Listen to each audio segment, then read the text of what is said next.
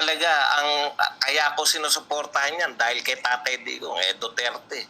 Pero ngayon po, mapag-iiba nyo talaga no? Eto po, she can stand on her own, no?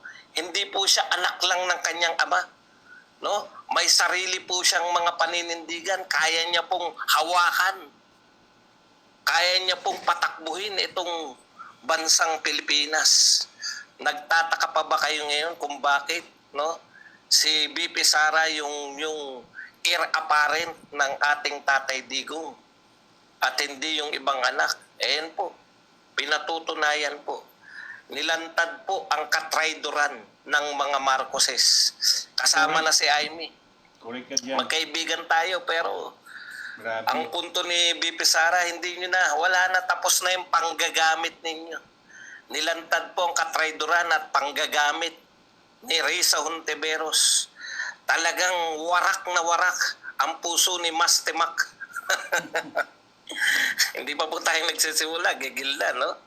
Ang sarap po, pero ito po, nanggigigil tayo na napakasarap ng pakiramdam. Yan ang gusto ko sa politika ng mga Duterte, nalalabas nila kung ano sila. Magugustuhan man ng tao, hindi. Not bothered kasi hindi sila kapit ko. Noriel Candido, thank you very much sa 125. Padoble agad si Amit. Putyan tindi, magsimula na po tayo. Tsaka na po batian, mamaya na lang po. Magandang araw sa atin lahat, mga... Naging hangus-hangus naman ka. Nalay simbolo sa progreso sa atong... Nagkakalaglagan.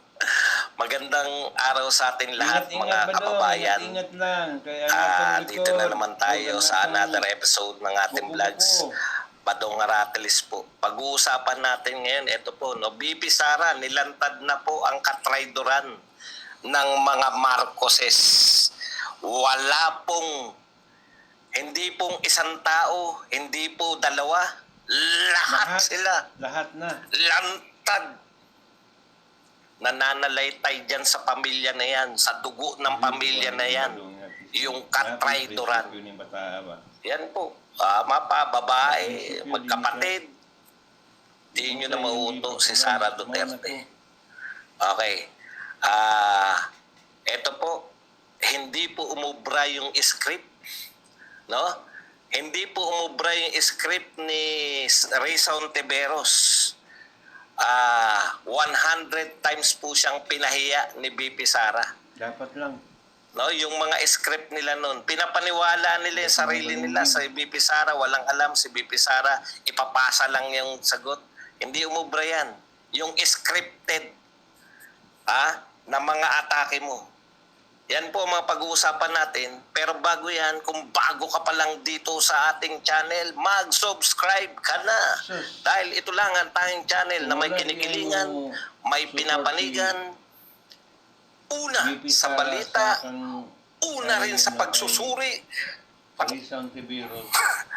Kaya ano pang hinihintay mo? Pindot na. Okay, pag-usapan natin, no?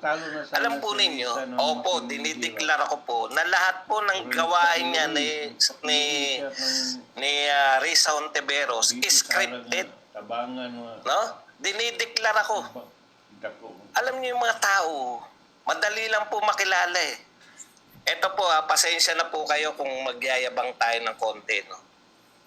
Kami pong, ngayon lang po, pagbigyan nyo lang po ako, kami pong mga matatalino. Alam kagad namin kung yung tao may laman sa pagitan ng dalawang tenga.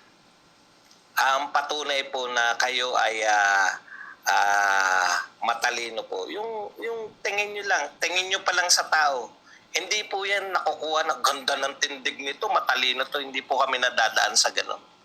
Kahit na anong itsura mong panlabas, kaya ka namin hubaran once na magsalita ka. Okay. No? Salamat, Badong. Yan, tapos na po yung pagyayabang ko. Pasensya na, yun lang po ang gusto kong sabihin. Kaya po yung mga nakaka-appreciate sa inyong lingkod. Subay-subay. Di po ba? Yung mga tao na hindi nakaka-appreciate kay Badong, alam nyo na kung anong level ng utak niya. Nakita nyo naman po yung mga tunay na matatalino.